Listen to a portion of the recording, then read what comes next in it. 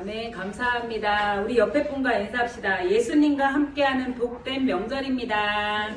예수님과 함께하는 복된 명절입니다. 네, 우리가 신정에도 1월 1일에도 새해 복 많이 받으세요 인사했는데 우리 다시 한번 새해 복 많이 받으세요. 우리 인사합시다. 새해 복 많이 받으세요. 집사님, 권사님 새해 복 많이 받으십시오. 네. 참 그 누구보다 우리나라가 되게 복 받기를 사모하는 민족 같아요. 그렇죠? 네. 신정, 구정 다 지내면서 새해 복 많이 받으세요 라는 말을 거의 1월 한 달 내내 하는 것 같습니다. 우리 성도님들 한 분 한 분 가정에 정말 복 받는 해가 되시기를 축복합니다. 아멘. 네. 우리 오늘 말씀 보도록 하겠습니다. 오늘 말씀은 요한복음 6장.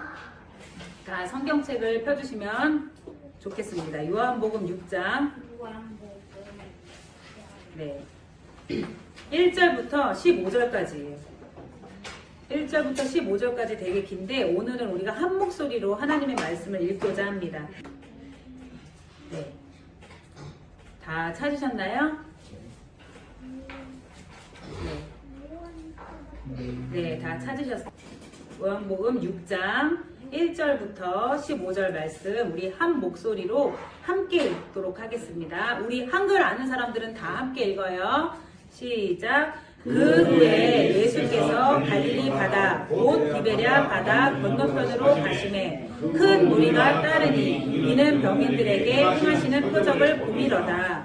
예수께서 산에 오르사 제자들과 함께 거기 앉으시니 마침 유대인의 명절인 유월절이 가까운지라.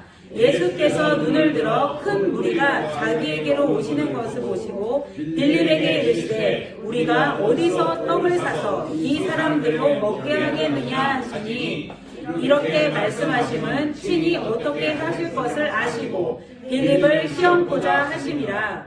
빌립이 대답하되 각 사람으로 조금씩 받게 할지라도 200데나리온의 떡이 부족하리이다. 제자 중 하나 곧 시몬 베드로의 형제 안드레가 예수께 여짜오되 여기 한 아이가 있어 보리떡 5개와 물고기 2마리를 가졌나이다. 그러나 그것이 이 많은 사람들에게 얼마나 되겠사옵나이까.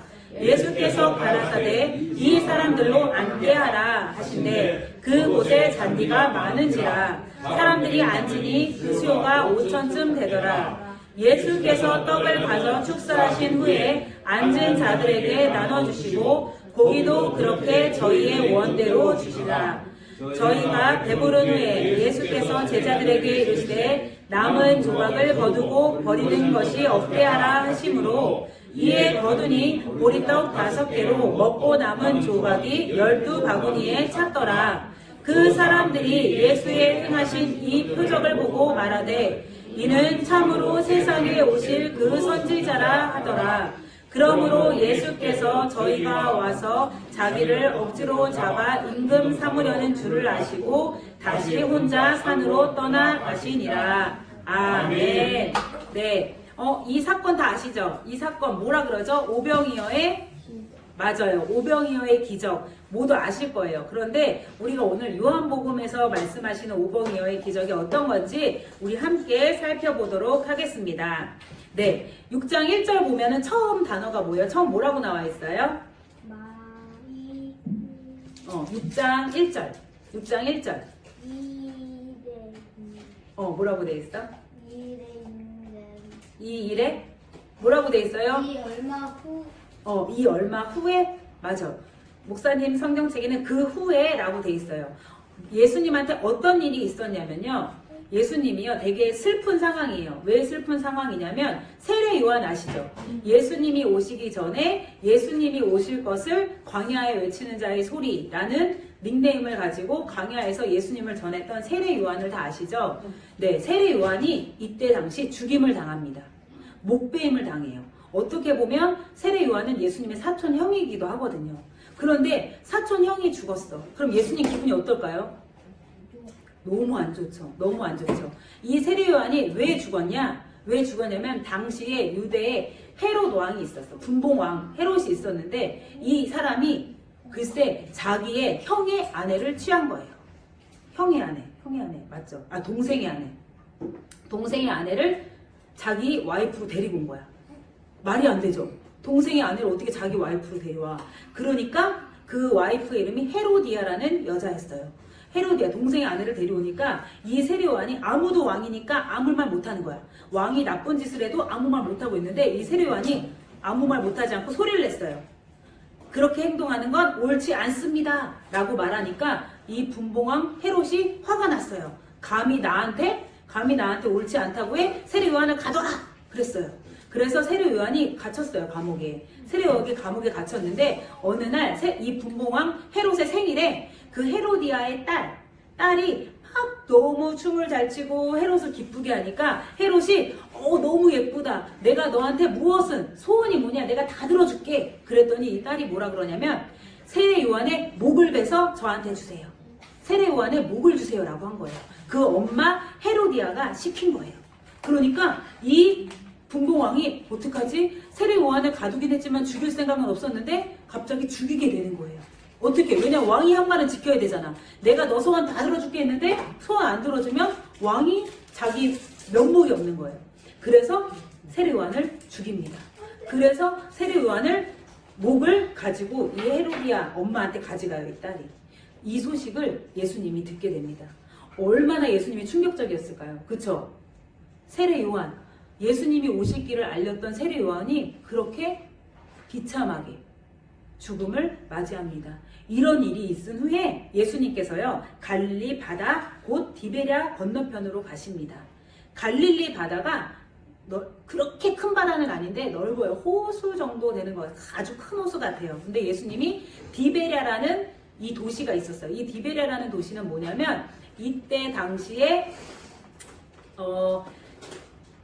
그 로마 황제를 기념하기 위해 세운 디베랴 도시라는 이름이에요. 그래서 이 디베랴에서 어디로 가냐? 건너편, 도시 건너편에 한적한 곳으로 예수님이 가시기 원합니다. 왜? 예수님이 기분이 어땠어요?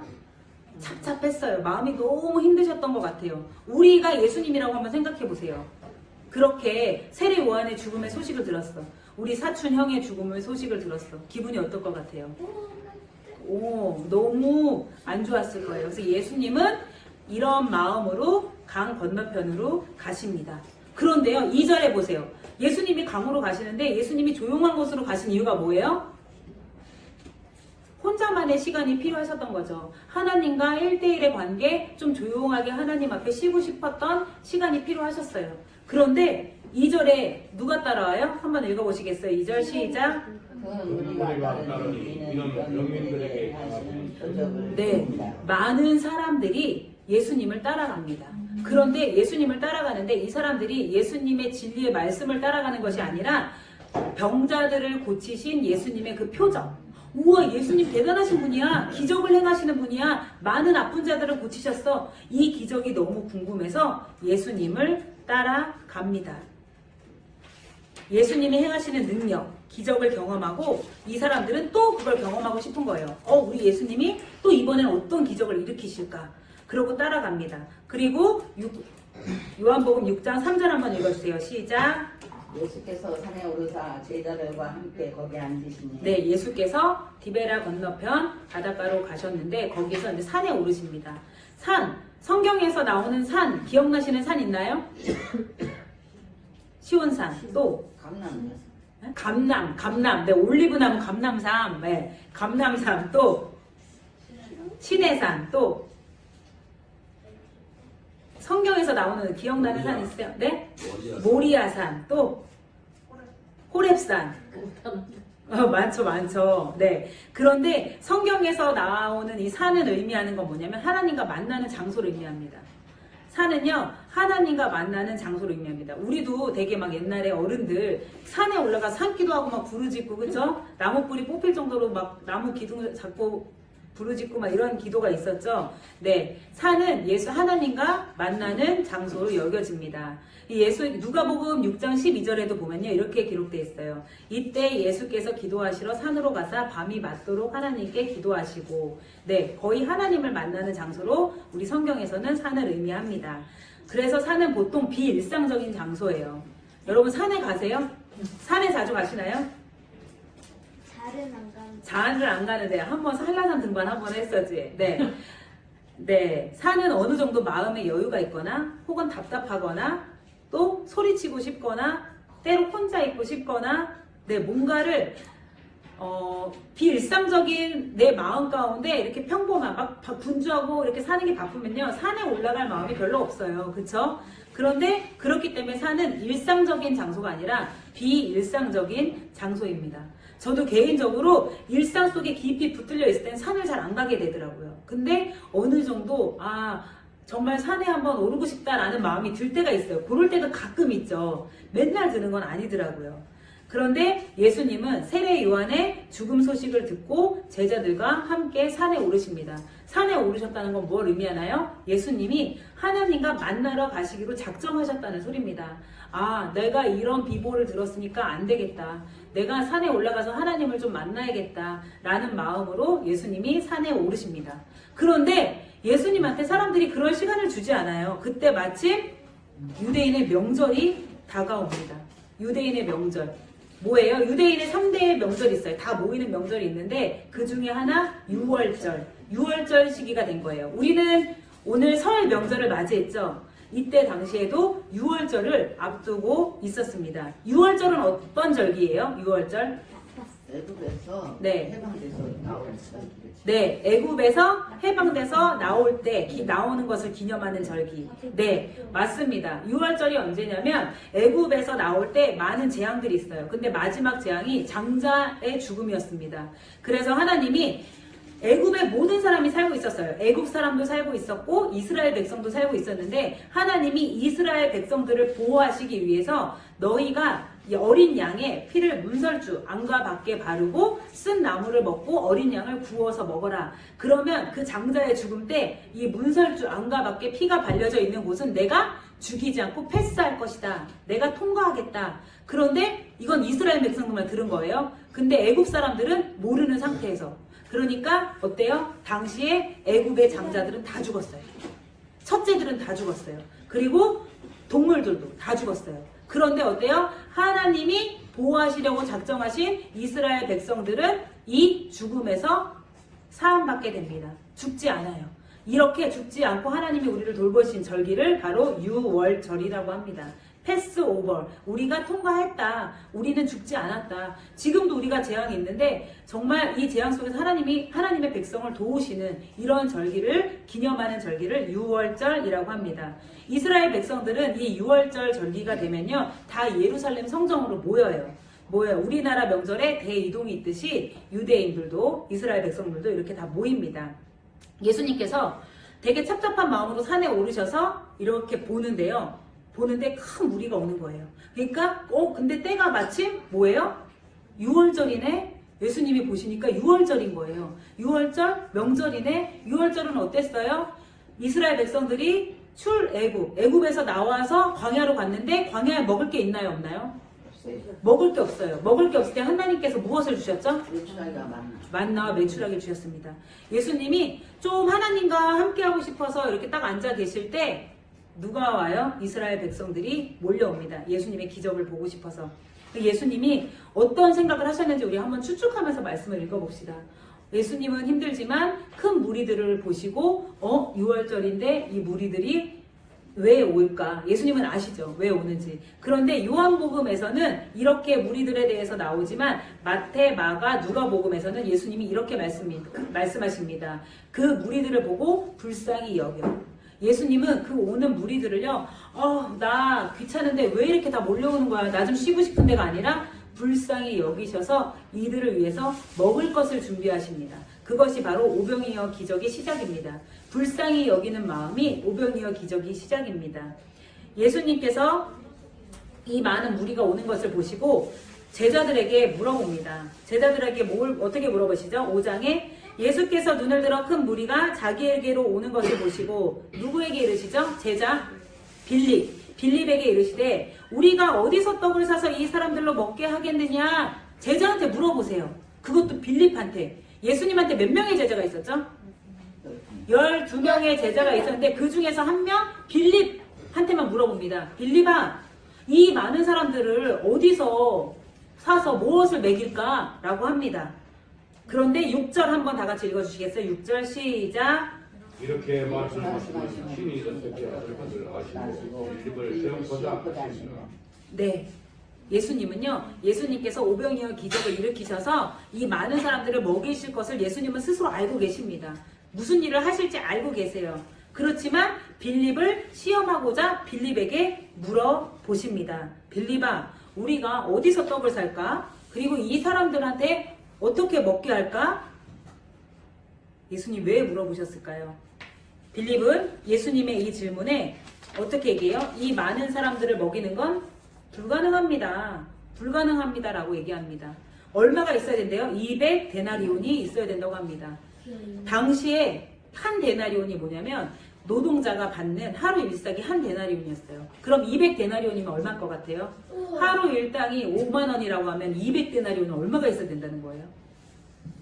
어? 그렇죠. 이 어마어마한 돈. 계산기 지금 막 다 두드리고 있어요. 네.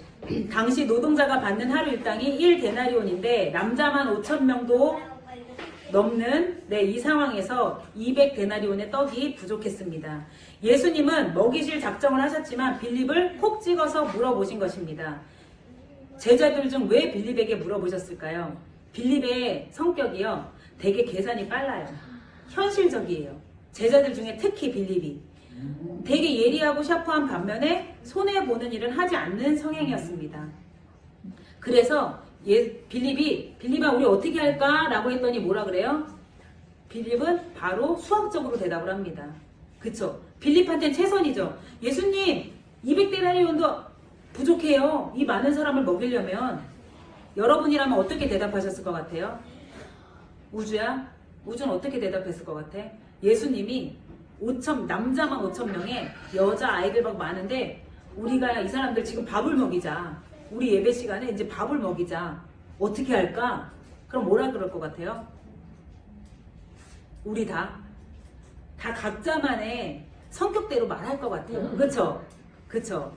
그 대답을 한번 생각해 보시길 바랍니다. 네. 오병이어 예수님이 일으키신 첫 번째 기적인가요? 아니 가나안 혼인집. 네, 가나 혼인잔치가 첫 번째 기적이죠. 가나 혼인잔치에서 물이 포도주 되는 사건을 제자들은 봤어요, 못 봤어요? 봤죠. 봤어요. 맞아요. 그 이후에도 예수님의 기적을 제자들은 계속 봤습니다. 더러운 귀신 들린 자를 고치시고요. 병든 사람을 고치시고요. 나병 환자를 고치시고요. 중풍병자를 고치시고요. 뿐만 아니라 바람과 바다도 잔잔하게 하시고요. 군대 귀신이 든 자를 고치시고요. 혈루증 걸린 여자를 고치시고 죽었던 회당장 야이로의 딸을 살리십니다. 제자들은요, 이걸 다 봤어요. 예수님이 하신 일을 다 봤어요. 그동안 예수님을 따르면서 예수님의 사역을 함께 했고 함께 봤습니다. 그런데 5,000명이라는 많은 무리 앞에서 이 제자들이 약간 위축되었는지 어떻게 해요? 다른 구절에 보면 이래요. 아니 지금 날이 어둡고 빈들이고 한데 저 사람들 촌으로 보내서 뭐 좀 먹게 합시다 라고 이야기합니다. 이게 가장 합리적인 대답 아닌가요? 그쵸? 우리가 지금 먹을 게 줄 게 없는데 이 사람들 지금 다 각자 흩어져서 뭐 좀 먹고 오게 합시다. 이게 바로 합리적인 생각 같아요. 그런데 예수님은 그렇게 행하지 않으십니다. 예수님은요, 이 큰 무리를 보시고요. 마태복음 6장 34절에 예수께서 나오사 큰 무리를 보시고 그 목자 없는 양 같음을 보시고 불쌍히 여기셨다고 합니다. 목자 없는 양. 양이 어때요? 양은 되게 눈이 어두워서요. 앞에서 목자가 길을 인도해주지 않으면 다 제갓길로 갑니다. 그래서 진짜 막 떨어져 죽고 난리가 나요. 그런데 예수님은 그 큰 무리를 보시고 목자 없는 양 같음을 보시고 불쌍히 여기십니다. 예수님은 큰 무리를 보시고 얘네를 인도해줄 목자가 없구나, 불쌍하구나, 이게 너무 안타까우셨던 거예요. 예수님과 제자들의 시선은 같을 수가 없었어요. 제자들은 어땠어요? 그런 마음이 없었어요. 이 사람들이 불쌍해 보이지도 않고 목자 없음을 인해서 안타까워하지도 않았어요. 그냥 각자 가서 먹고 오세요. 각자 해결하세요. 이거였어요. 제자들은 말합니다. 이곳은 지금 빈들이에요. 날도 저물어 가요. 무리를 보내어 두루 총과 마을로 가서 무엇을 먹게 하시옵소서 라고 이야기합니다. 제자들은 상황을 이용합니다. 합리적이고 이성적이고 그리고 본인들도 피곤했어요. 여러 가지 소식 듣죠, 사역 듣죠. 이제 좀 예수님과 함께 산에서 쉬나 했는데 막 많은 사람들이 몰려와요. 그러니까 빨리 벗어나고 싶었던 거예요.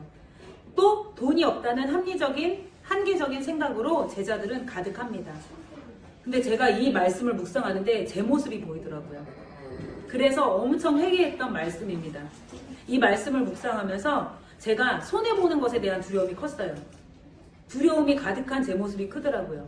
또 책임감이 결여된 제 모습을 보게 되었습니다. 예수님은요, 이미 이 많은 무리를 위해 먹을 것을 예비하셨어요. 그쵸? 예수님은 이미 나는 이 사람들을 먹일 거야 라고 결정하시고 빌립한테 물어보시거든요. 빌립아 어떻게 할까? 예수님은요, 여러분들에게 복 줄 것을 다 계획하셨는데 여러분들한테 물어보세요. 얘들아 어떻게 할까? 지성아 어떻게 할래? 예수님은 지성이, 은호, 우주, 하은이, 지훈이 우리 아이들한테, 우리 어르신들한테 복 줄 걸 이미 다 계획하시고 물어보세요. 최무석 집사님 어떻게 하실래요? 예수님은 그런데 우리는 어떻게 해요? 합리적으로 손해보는 거 생각해서 적당히 그냥 요렇게만 해야지. 내가 할 수 있는 최선을 하겠습니다. 그런데 솔직히 우린 최선을 다 못해요. 그쵸? 저한테 이 말씀을 묵상하는데 저한테 그 말씀이 비치더라고요. 예수님이 나한테 말씀하시고 예수님이 분명히 계획하신 게 있는데 우리의 생각으로 예수님이 하실 일을 중단하고 있구나 라는 생각이 들었습니다. 예수님은요, 많은 무리를 위해 이미 먹을 것을 예비하셨습니다.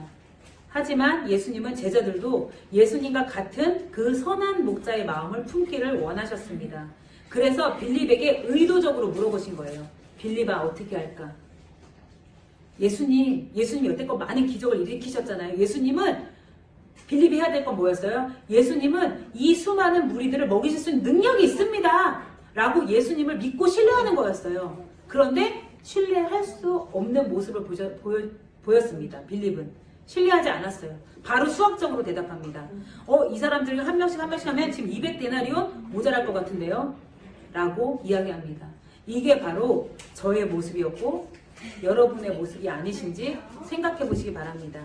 제가 이 말씀을 묵상하고 오전 내내 이제 청소를 하면서 이 찬양, 제 인생의 방향을 제시해준 찬양이 있어요. 어떤 찬양이면 제가 가사를 한번 읽어드릴게요. 들어보세요. 삶의 작은 일에도 그 마음 알기 원하네. 그 길, 그 좁은 길로 가기 원해. 나의 작음을 알고 그분의 크심을 알며 소망, 그 깊은 길로 가기 원하네. 저 높이 솟은 산이 되기보다 여기 오름직한 동산이 되기를. 내가 가는 길만 비추기보다는 누군가의 길을 비춰준다면 또 내가 노래하듯이 또 내가 얘기하듯이 살기를. 나 그렇게 죽길 원하네. 삶의 한 절이라도 그분을 닮기 원하네. 사랑, 그 좁은 길로 가기 원하네. 그 깊은 길로 가기 원하네. 그 높은 길로 가기 원하네. 사람들은요, 낮은 동산이 되는 거 싫어해요. 높은 산, 야망을 향해 달려갑니다. 하지만 이 찬양이 저한테 방향을 줬던 건 누군가와 함께 할 수 있는 낮은 동산, 많은 사람이 오를 수 있는 낮은 동산이 되게 해달라는 것이 저의 인생의 방향으로 자리 잡게 해준 찬양입니다. 주님, 그래서 제가 그때 이 말씀을 묵상하고 청소하고 이 찬양을 하루 종일 아침 내내 들으면서 기도했어요. 하나님, 계산적이고 이성적이고 손해보기 싫어하는 그 빌립이 입은 옷을 벗겨주세요. 저한테 그 모습이 있습니다. 그리고 선한 목자가 되려면 훈련을 받아야 돼요. 그쵸? 우리가 정말 성품이 좋아서 선한 목자가 되는 게 아니거든요. 저도 그래서 하나님이 그래 선한 목자 되기 위한 훈련하자 해서 이 자리에 세워주신 것 같습니다. 그래서 하나님, 제가 선한 목자의 훈련을 기쁘게 감당할 힘을 주세요. 주님을 닮기 원합니다. 이 기도가 우리 모두의 기도가 되어야 될 줄 믿습니다. 예수님을 믿으면 손해볼 준비가 되어 있어야 합니다. 그런 것 같아요. 시간도 그렇고요. 물질도 그렇고요. 헌신하고 봉사하는 것도 그렇고요. 손해보거나 내어드리지 않으면 예수님의 기적을 볼 수가 없습니다. 이기적인 마음으로 똘똘 뭉쳐 있으면요, 예수님이 행하실 수가 없습니다. 믿으시나요? 우리 이 시간 내가 정말 빌립과 같진 않은지 돌아보시기를 바랍니다. 불편할 준비가 되어 있어야 합니다. 우리가 편한 자리에서 좋은 것만 취하면 예수님을 믿는 사람이 아닙니다. 불편한 걸 즐기십시오. 저는 그게 맞다고 생각합니다. 그래서 제가 선한 목자 훈련을 하는 데 있어서 우리 모두 선한 목자 훈련을 해야 되죠. 손해보는 것도 계산하지 않고, 그쵸? 불편한 것도 감당할 수 있는 우리가 되길 원합니다. 제가 어린 시절에 되게 좋아했던 단어가 있어요. 그게 뭐냐면 알콩달콩. 저는요, 어린 시절에 저희 네 식구만 같이 외식도 하고 네 식구만 다녔으면 좋겠다는 생각을 늘 했어요. 왜 그러냐면 저희 어머니 이상호 목사님이요, 항상 어렵고 힘든 사람들을 데리고 와요. 그리고 제 또래 아이들을 데리고 와요. 그러면 제가 좋은 걸 먹을 수 있는 것도 이 아이와 나눠 먹어야 돼요. 저희도 항상 부족하고 어려운데 꼭 누군가를 데리고 와요. 머리끈을 예쁜 핀을 사줘도 제 것만 아니라 그 친구 것도 사줘요. 그러니까 저는 항상 너무 화가 나는 거예요. 나는만 사랑받고 싶고 나만 이쁨 받고 싶은데 왜 항상 우리 엄마는 어렵고 힘든 아빠가 없는 아이들, 힘든 사람들을 왜 자꾸 데려와서 내 사랑을 나눠주는지 너무 괴로운 거예요. 그게 정말 불평불만이었어요. 왜냐하면 저는 이기적이었거든요. 혼자 사랑받고 싶었거든요. 그게 항상 못마땅했어요. 그리고 맛있는 걸 먹어도 다른 사람하고 같이 가면 눈치 보면서 고르게 돼요. 그쵸? 첫째다 보니까 또 엄마 아빠 힘들게 하면 안 되지라는 생각에 음식을 고를 때도 이거 먹고 싶어야 하는데 얘도 먹고 그럼 얼마가 되지? 이런 또 계산을 막 한단 말이에요. 그래서 맛있는 것도 더 이거 먹고 싶어요 라고 말을 못 하는 거예요. 그러니까 막 스트레스가 쌓이는 거예요. 그래서 너무 불편하다, 괴롭다 했는데 또 고등학생이 되니까 제 방에요, 혼자 생활하는 적이 거의 없는 거예요. 꼭 신학생, 노처녀 언니들을 그렇게 데려와서 같이 생활하는 거예요. 근데 그분들은요, 또 되게 고지식해요. 막 아침 일어나 입을 딱 깨서 막 기도해야 되고, 제가 조금이라도 흐트러지면 막 계속 저한테 잔소리하고, 그리고 노처녀니까 그 히스테리가 엄청나요. 그래서 저는 방도 항상 누구랑 나눴어야 되고, 이 생활이 너무 불편한 거예요. 괴로운 거예요. 그런데 제가 이 말씀을 보면서, 여태껏 내가 그렇게 살았던 게 엄마한테 그 선한 목자의 마음이 있었기 때문에 내가 그 마음에 나는 힘들었지만 엄마는 그 마음, 하나님의 마음, 말씀을 순종하신 거구나. 예수님의 말씀을 순종하신 거구나. 라는 생각이 들더라고요. 근데 감사하게도 그때 그런 훈련 때문에 저한테도 그런 마음이 생겼지만 그때 참 제가 이기적이었던 것 같아요. 그래서 아직도 그 손해보고 싶지 않고 그런 마음이 아직 남아있어요. 빌립의 마음이. 그래서 계속해서 훈련하는 중입니다. 그래서 여러분들 생각날 때 기도해 주시고 정말 선한 목자의 길로 우리가 함께 가기를 소망하도록 하겠습니다. 네. 그래서 우리가 예수님께서 원하시는 선한 목자의 삶이 무엇인지, 우리가 진짜 말씀 보고 기도하고 그냥 이게 다가 아니라 선한 목자의 삶을 살아가는 우리 성도님들 되시기를 축복합니다. 아멘. 예수님이요, 빌립한테 물어보셨는데 갑자기 이때 행동이 빠른 안드레가 딱 등장합니다. 안드레가 행동을 빨라요. 그런데 예수님을 신뢰하지 않아요. 되게 독특해요. 안드레가 딱 나와서 6장 9절에 이야기합니다. 한번 읽어주시겠어요? 6장 9절 시작. 여기 한 아이가 있어 그러나 이 많은 사람들에게 얼마나 되겠습니까? 네, 보니까 안드레가 이렇게 상황을 보는 거예요. 예수님이 빌립한테 물어봤는데 빌립은 수학적으로 대답했어. 근데 예수님이 아무 말 없으셔. 보니까 얼른 행동 빠른 안드레가 예수님, 저기 이 아이한테 보리떡과 물고기가 있습니다. 그런데 이걸 가지고 얼마나 많은 사람에게 먹이겠습니까? 라고 이야기합니다. 당시 보리떡은요, 서민 음식이고 값싼 아주 저렴한 음식이었습니다. 가난한 이들의 식재료였어요. 보리떡과 물고기. 자신의 도시락을 내어준 아이의 모습을 우리가 한번 보도록 하겠습니다. 어떠세요? 우리가 그 5,000명이 되는 사람들이 있는데 한 아이가 자기의 도시락을 내어놓습니다. 어떨 것 같아요? 여러분은 하실 수 있을 것 같아요? 아이의 입장이라면 이걸로도 쓰임받을 수 있겠지? 하고 들을 수 있지만 어른인 제 입장에서는 이거 내가 내놓는다고 해서 뭐 큰일이 일어나겠어? 그렇지 않아요? 내 도시락 하나 준다고 무슨 일 일어나겠어? 저는 그런 생각이 들 것 같아요. 여러분 어떠세요? 도시락을 딱 내드릴 수 있나요? 아니 나의 이런 작은 도시락으로 무슨 일이 일어나겠어? 라는 생각은 어른들의 생각입니다. 그런데 이 아이는요, 자기 혼자 먹을 수 있었어요. 이 도시락. 배고프니까. 그쵸? 이거 내 거야 해서 물고기 2마리와 도시락 혼자 먹을 수 있었어요. 그런데 이 아이의 마음에 감동을 받습니다. 이 아이는요, 자기의 도시락을 내놓습니다. 저 여기 먹을 거 있어요. 그런데 어때요? 이 작은 아이의 마음을 예수님은 선택하십니다. 아이는요, 자기가 할 수 있는 일을 생각했어요. 우리 어린아이들도 중요해요. 내가 할 수 있는 게 뭐지? 를 생각하는 우리 친구들이 되길 바랍니다. 이 마음이 얼마나 예뻐요. 그쵸? 보통 사람들은 자신의 역량보다 문제가 크다고 생각하면요, 바로 쉽게 포기합니다. 하지만 이 아이는 큰 문제를 바라보지 않았습니다. 자신이 할 수 있는 것을 생각했습니다. 비록 어린아이였지만 자신에게 없는 것에 집중하지 않았습니다. 많은 인원에 비하면 너무나 작고 초라한 도시락이었지만 작고 초라한 도시락에 집중하지 않았습니다. 이 아이는 자신이 할 수 있는 것에 집중합니다. 우린 어떤가요? 내가 뭔데?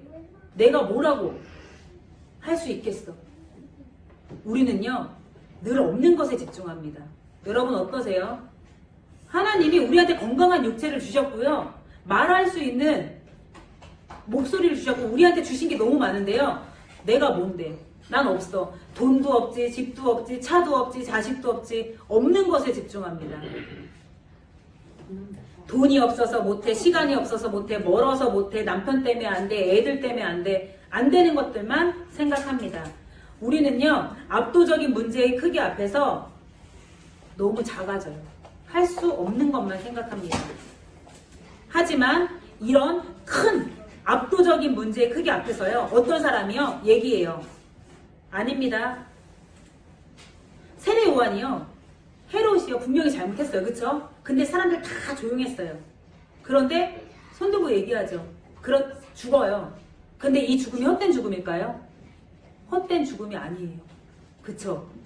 하나님은요, 믿는 사람들을 통해서 아니요 라고 이야기할 한 사람을 찾고 계십니다. 제가 이거 얘기하면은 그 영화 스포하는 것 같은데 우리 영화 안 보실 것 같아서 제가 얘기할게요. 제가 영웅이란 영화를 봤어요. 영웅이란 영화. 그게 뭐냐면 안중근 의사가 이제 주인공이 된 영화인데, 일본의 이토 히로부미 알죠? 우리나라를 괴롭혔던 이 사람을 암살하려는 계획을 짜는 거예요. 왜냐면 우리나라를 너무 괴롭히니까 안 되겠다. 죽여야겠다. 거사를 치르자. 딱 하는데요. 안중근 혼자 이토 히로부미를 어떻게 하겠다 막 하는데 혼자 막 계속하면 되나요? 근데 중요한 게 있어요. 누군가가 이 막 힘든 이 상황 가운데 일본으로부터 받는 이 공격 때문에 너무 괴로운데 이 안중근이 소리를 내니까요. 안중근이 딱 이래요. 내일 합시다 하고 딱 일어나니까요. 그 회의하던 사람들이 다 앉아 있었거든요. 하니까 다 앉아 있다가 한 명씩 일어나는 거예요. 저도 하겠습니다. 저도 하겠습니다. 저도 하겠습니다.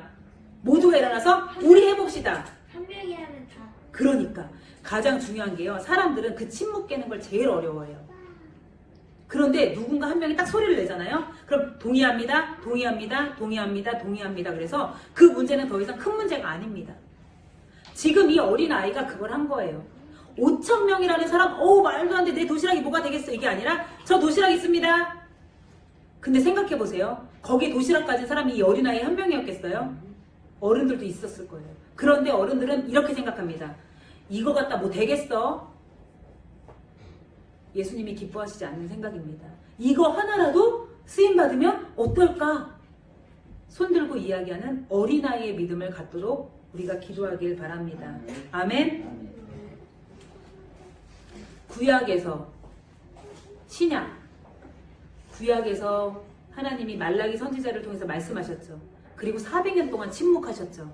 그리고 나서 세례 요한이 소리를 외칩니다. 예수님 다시 오신다고. 한 사람이 외칩니다. 많은 무리가 외치는 것이 아닙니다. 성경에서 많은 무리는요, 좋은 의미를 얘기하지 않아요. 무리지어서 몰려다니는 건 좋은 의미를 얘기로 하지 않습니다. 여러분, 막 무리져서 놀러다니는 게 아니라 한 사람, 하나님 마음을 아는 한 사람이 소리를 내야 될 줄 믿습니다. 아멘. 예수님은요, 예수님의 십자가와 부활도 그렇습니다. 구약에서 신약까지 400년의 침묵을 깨고 세례 요한을 한 사람을 통해서 예수님의 오시기를 예비했고 예수님이 오셨습니다. 예수님은요, 인류를 구원하기 위해서 자기 자신을 하나님 손에 맡기십니다. 이러한 예수님을 바라봅시다. 예수님 혼자 하신 거예요. 그쵸? 그런데 그 혼자 소리 내신 예수님을 따르는 무리들이 있었던 것입니다. 우리가 나를 하나님 앞에 맡길 때 부어리에 저항할 힘이 생깁니다. 아멘. 큰 무리 앞에 물고기 2마리와 보리떡 5개는 아무것도 아닙니다. 정말 초라해요. 문제의 크기에 비해서 보리떡 5개, 물고기 2개, 그쵸? 너무 초라해요. 그쵸? 하지만 여기서부터 오병이어의 기적의 사건이 일어나는 것입니다. 어린아이는 자기가 가진 것에 홀로 만족하지 않습니다. 혼자 먹어도 아무도 뭐라 할 수 없어요. 그쵸? 특히 어린아이니까. 이 아이는 개인의 굶주림을 채우기 위한 마음을 넘어섰습니다. 아이의 귀한 마음 덕분에 공동체의 굶주림이 해결하는 길이 열렸습니다. 우리 한 분 한 분의 가능성을 주님 앞에 내어놓으면 하나님께서 그 가능성이 어떤 하든지 사건을 일으키실 줄 믿습니다. 아멘. 2023년 새해 설 연휴에 우리가 이거를 많이 묵상하시길 바랍니다. 이래저래 안 되는 것에 집중하시지 마시고요. 하나님이 나의 작은 가능성을 드릴 때 하나님이 어떻게 역사하실지에 마음을 쓰는 우리가 되길 선포합니다. 손해볼까봐 두려워하거나 계산하면 예수님은 일하실 수가 없습니다. 없는 것에 집중하면 예수님은 일하실 수가 없습니다. 우리의 오병이어를 예수님께 드립시다. 큰 문제 앞에서도 초라할지라도 작은 떡과 물고기를 내어드립시다. 우리가 드린 오병이어를 통해서 주님 역사하실 줄 믿습니다. 아멘. 이 예언 하나만 듣고 우리 마무리하도록 하겠습니다. 우리가요, 하나님에 대한 오해가 다 있는 것 같아요. 사람마다. 하나님 앞에 이걸 드리는 거, 우리가 헌금을 드리는 거, 하나님이 우리 걸 빼앗는다고 생각하는 분들이 계시더라고요. 우리의 시간을 드리는 거, 우리의 열정, 우리의 작은 달란트, 하나님은요, 우리의 것을 빼앗는 분이 아니십니다. 우리가 드릴 때 하나님은 우리에게 가장 좋은 것을 주시기 위해서 달라고 하시는 거예요. 너 나한테 그거 줄 수 있니? 내가 더 큰 거 줄 건데 라고 하시는 분이지, 하나님은 약탈하시는 분이 아니십니다. 근데 우리는 너무 아까워요. 헌금하는 것도 아깝고요. 손해볼까가 아깝고, 시간도 아깝고요. 내 달란트, 내 재능을 드리는 것도 너무 아까워요. 하나님을 바라보고 해야 되는데 나한테 집중, 없는 것에 집중해서 너무 아까워합니다. 남미에서요, 인디언들이 있는데요. 이 남미에 사는 인디언들이요, 원숭이 골을 먹는데요. 원숭이 골. 원숭이 골을 먹기 위해서 원숭이를 잡아야겠죠? 그쵸? 원숭이 잡는 법을 하나 가르쳐 줄게요. 오늘 이거 하고 마치겠습니다. 자, 남미에서 인디언들이 원숭이 골을 먹기 위해서 원숭이를 잡을 때 어떻게 잡냐면요, 항아리에 바나나를 딱 넣어놓는데요. 항아리에 바나나를 딱 넣어놓고 원숭이들이 잘 왔다 갔다 하는 곳에 그 항아리를 딱 놔둔대요. 나무에 놔두니, 바닥에. 그러면은, 근데 중요한 게 항아리, 목이 좁은 항아리 있죠? 이렇게 목이 좁은 항아리에다 바나나를 쏙 넣어놔요. 그래서 이제 원숭이들이요, 딱, 항아리네? 뭐지? 하고 들여다보면 바나나가 있는 거예요. 자기가 좋아하는 바나나가 있으니까 어떻게 해요? 손을 집어넣죠? 손을 딱 집어넣는데 이 항아리는 목이 좁아서 손을 주먹을 쥐면 안 나오는 거야. 그러니까 바나나를 가지고 나오려 그러면은 손이 안 나와. 근데 바나나를 빼면 나올 수 있어. 그쵸? 근데 이제 인디언들이요, 아싸, 원숭이가 손을 넣었다 항아리에 하고 인디언들이 잡으러 갑니다. 그럼 어떻게 해요? 우리 같으면 어떻게 하겠어요? 막 나를 잡으러 와. 놓고 도망가야 되잖아. 근데 이 원숭이들이요, 놓고 이렇게 둘이 막 말똥말똥 쳐다본대요. 눈을 껌뻑껌뻑 쳐다본대요. 그러다 잡힌대요. 멍청해요? 이거는 먹고 싶은데 도망은 가야 되는데 그 생각은 이게 중요한 거죠. 원숭이의 관점에서 보면 뭐예요? 바나나가 나를 붙잡고 있는 거야. 그쵸? 근데 인디언들의 관점에서 보면 어때요?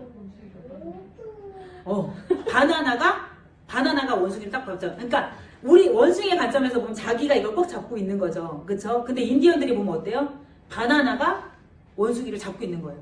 원숭이가 바나나한테 헤어나지 못하는 거예요. 자기가 놓으면 되는데 바나나한테 잡혀 있는 거예요. 이게 말이 되는, 멍청이죠. 그렇죠? 네. 중요한 게 있어요. 우리가 놓지 못하고 붙들고 있는 것에 여러분이 붙들려 있는 것입니다.